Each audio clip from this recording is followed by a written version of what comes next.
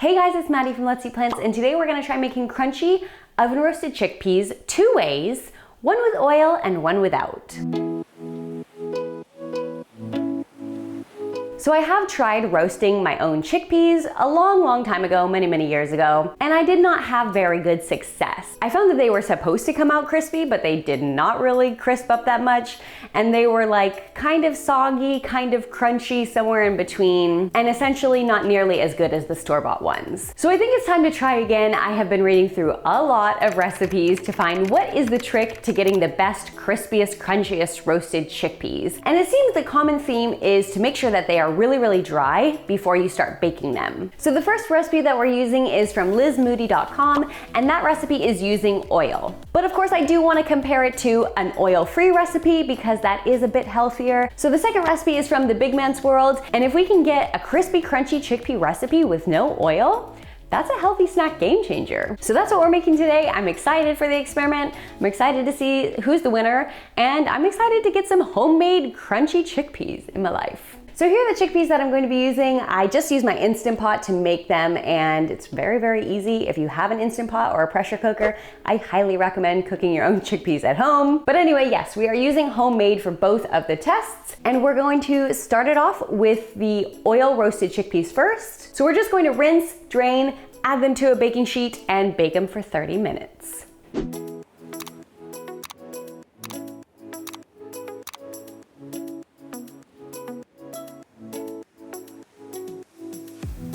I'm just using a baking tray lined with parchment paper. I'm not actually sure if it makes a difference to use parchment paper versus like a reusable baking mat, which is what I would usually use, but the recipe says parchment paper, and I'm like, I want to make sure these are crispy, so I'm just following everything the recipe says, and the recipe says parchment paper. Well, I gotta say, so far this is pretty easy. Now, I know some people will swear you need to take off the chickpea skins before you do anything with chickpeas, whether it be hummus or roasting them, but I've also read that it doesn't make that much of a difference. It's just kind of personal preference. So I just picked off a few of the skins that I saw that were obviously already off the chickpea, but I'm not going through and taking off the skin of each and every one. But if anyone else has experience with roasting chickpeas and you know that taking off the skin does make a difference, let me know in a comment down below, because I'm really curious if this is actually a true theory or not.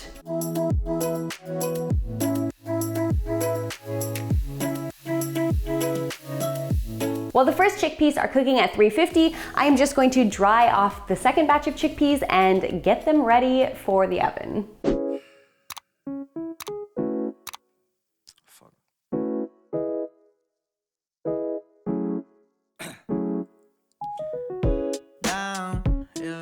The timer for the first batch is about to go off, and we're just going to take out the whole thing from the oven, add a little bit of olive oil, and then roast them again for another 20 minutes. The recipe says do not add your seasonings until the very last 10 minutes. So we're just gonna do the oil first, back in the oven, and then seasonings at the end.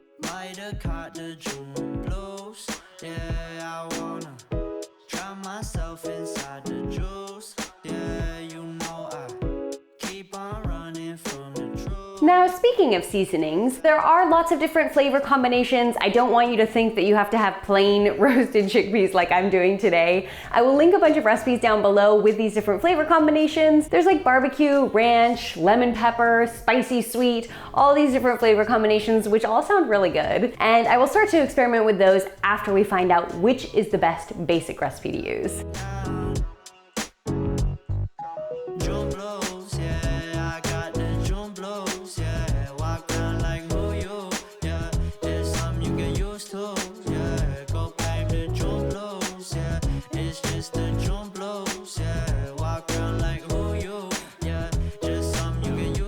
The first batch of chickpeas is done. These sound crispy and crunchy. I'm really excited to taste them. We're just gonna let them cool off while we bake the second batch.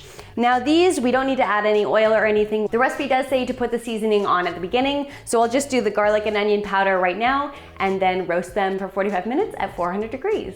Now you in infinity, we 98, trust that he be good. On the ball like BB, don't make no mistakes, got the faith. The 18 just not gonna be the same. Finna bleed down generations, not gonna be in vain. Too young, why you gotta go, why you gotta go? I just wanna know now, too numb. Cry and get old, cry and get old. Hope you free your soul, hope you free your soul. I might have caught the June blues. Yeah, I wanna drown myself inside the juice. Yeah, you know I keep on running from the truth. Was that not?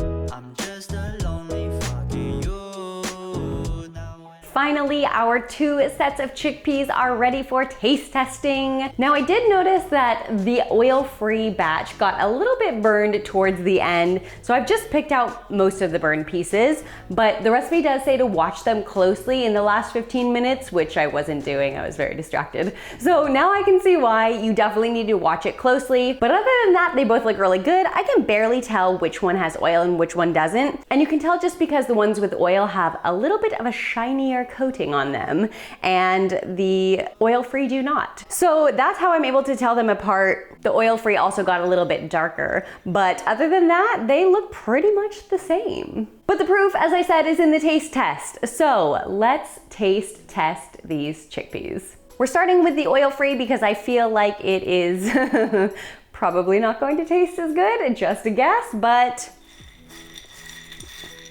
at least you can hear they're crunchy. Crunchy, yes. Also a little bit dry, yes. For a delicious snack, I'm not overwhelmed, but for a healthy snack, they're decent. They are a little bit dry, as I mentioned, and the flavor isn't that strong on them. I was kind of wondering how well the seasoning was going to stick since there's no like moisture or anything to get it really to stick on there. And I can't really taste the garlic or onion powder. If you were to coat them in more seasonings or kind of like something with a little bit of stickiness, that would probably make your seasonings stick to these a little bit better. All right, let's try our first recipe with a little bit of olive oil on there. Better for sure. To be honest, they're both about the same amount of crunchiness, but these ones with oil have a slight bit more flavor, and I think it's because the oil helped the seasoning stick on a little bit better. Plus, you know, the fattiness of the oil is probably helping them taste good. Okay, final thoughts on both of these chickpea recipes. I am really surprised that both of them were able to get really crunchy, like almost to the same point as you would buy from the store. Although I do still feel that the store-bought version is a little bit crunchier and a little bit less dry. In terms of flavor, the one with oil was slightly better, but again, I think that's just because the seasoning was able to stick a little bit better. And I also think that was kind of my fault for not seasoning them well enough.